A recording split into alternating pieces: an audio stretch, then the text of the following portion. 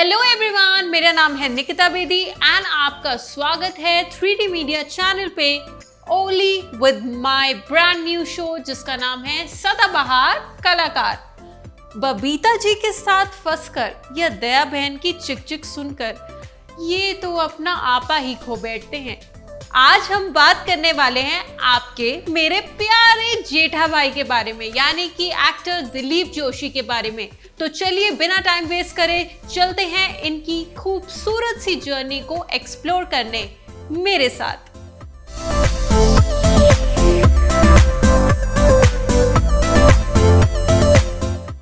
बात की जाए गुजराती सिनेमा की या बात की जाए ठहाके लगाने की टेलीविजन पे, इस एक्टर ने हमें एंटरटेन करने में कोई कसर नहीं छोड़ी।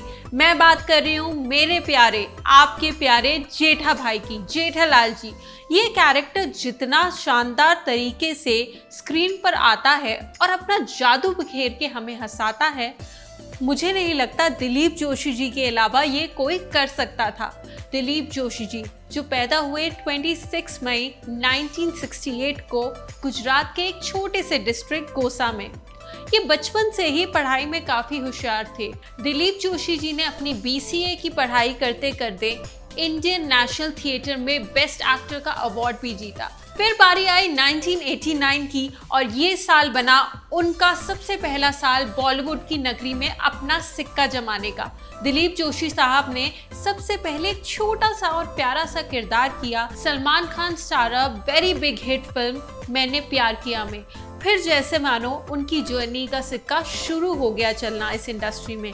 दिलीप जोशी जी ने कभी कभी ये भी सोचा कि क्या मेरे जैसा एक्टर जो सिर्फ गुजराती सिनेमा में अपना काम बहुत ही उम्दा तरीके से करता है, क्या बॉलीवुड वाले उन्हें एक्सेप्ट करेंगे।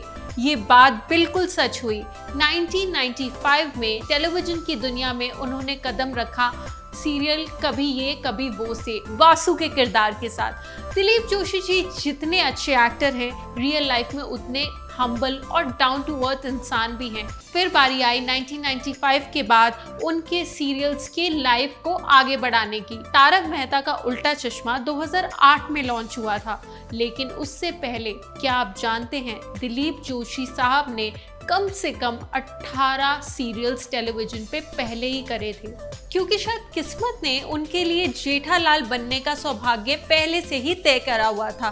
दिलीप जोशी साहब के हिसाब से जब तारक मेहता का उल्टा चश्मा आने वाला था, उससे लगभग 1 या 2 साल पहले से उनके पास काम की बहुत कमी थी। लेकिन कहते हैं ना, अच्छा कलाकार तभी पनपता है जब उसकी स्ट्रगल, उसकी मेहनत पूरी तरह से अपने चरम सीमा पे होती है। तो बस फिर क्या था, 2008 से लेके आज 2021 तक लगभग 3000 से भी ऊपर एपिसोड से हमें हंसाने वाले जेठालाल यानी दिलीप जोशी जी ने घर घर में अपना नाम बिखेर दिया है।